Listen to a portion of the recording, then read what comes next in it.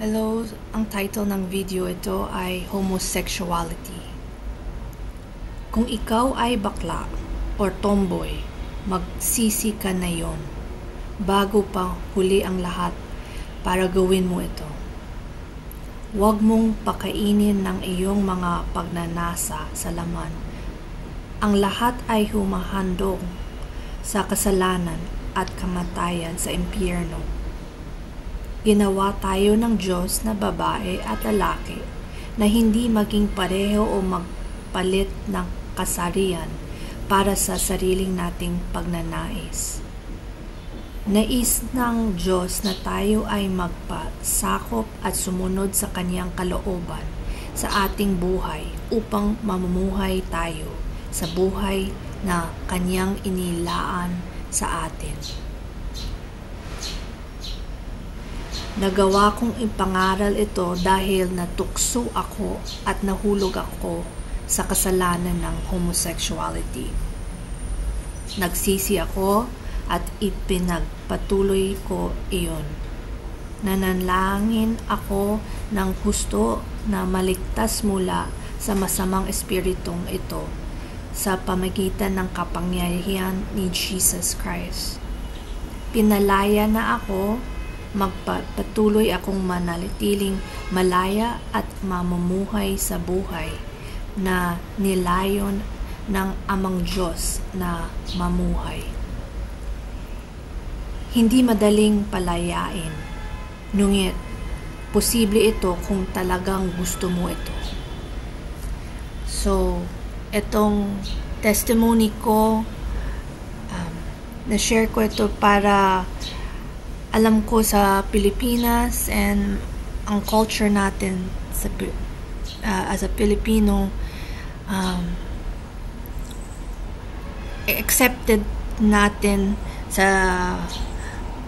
that merong bakla, merong tomboy, but hindi tama yun. Kailangan magsisi tayo at alisin natin sa isip at puso natin ang masamang kasalanan nito. At kung nagsisi kayo, katulad ako, mag-preach kayo, sabihin nyo sa mga tao ng kilala nyo, kaibigan nyo noon ng bakla at tomboy. At kung sasabihin sa inyo kay Jesus Christ, mag-repent. Kasi hindi nyo alam kung yung one time na sabihin nyo sa kanila, next day, patay na sila. At kung nasisi sila, papasok sila sa langit kasi nasabi mo. Pero dapat meron kang authority galing kay Jesus Christ, sabihin mo, kasi a-attack ka ng demonyo talaga. Hindi ng attack ng sa mental, emotional, but pwedeng patayin ka ng demonyo. Ready ka ba? Ako ready ako eh. Ready akong anytime. God, kung the devil gusto niyang patayin ako, ready ako. Pero still, God's will prevails.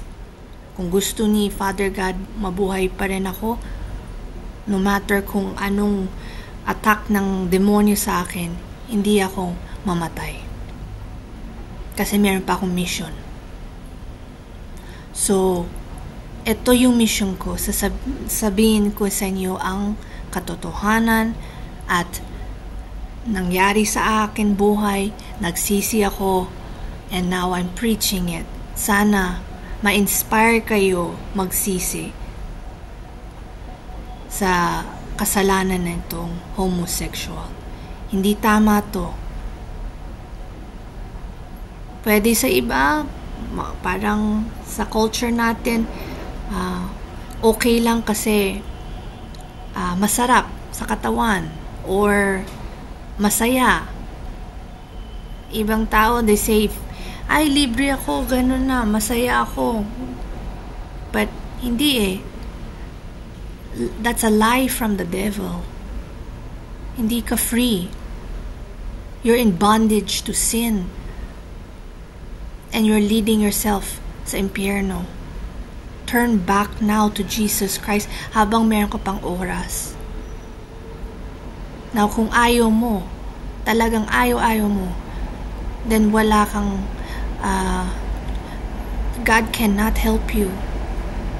And one day, magigising ka nang sa impyerno ka na, and yun, masisisi ka talaga, pero wala ka ng choice. Wala ka ng chance mag-repent.